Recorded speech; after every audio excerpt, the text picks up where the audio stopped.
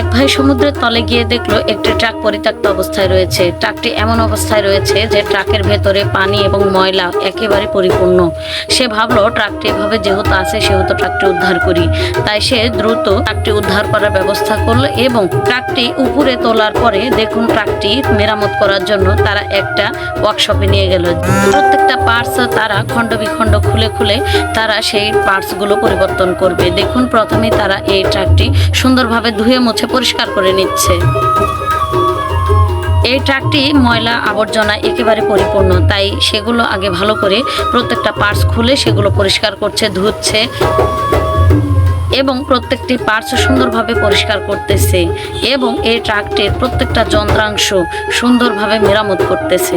দেখুন ট্রাকটির সবগুলো আবার নতুন করে তারা পরিবর্তন করতেছে, প্রত্যেকটা পার্টস নতুন করে রাখছে, নতুন করে লাগাচ্ছে যাতে ট্রাকটি সুন্দর হয়। সেগুলো ওয়াশ করতেছে, রং করতেছে, খুবই সুন্দর।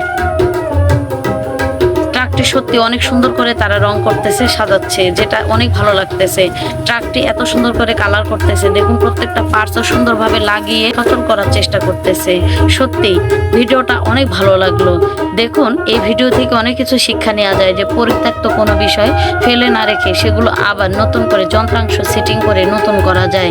ট্রাকটি দেখুন আবার সুন্দরভাবে নতুন হয়ে গেছে এবং ট্রাকটি নতুন করার আরও চেষ্টা করতেছে, সুন্দরভাবে ফিনিশিং দিচ্ছে।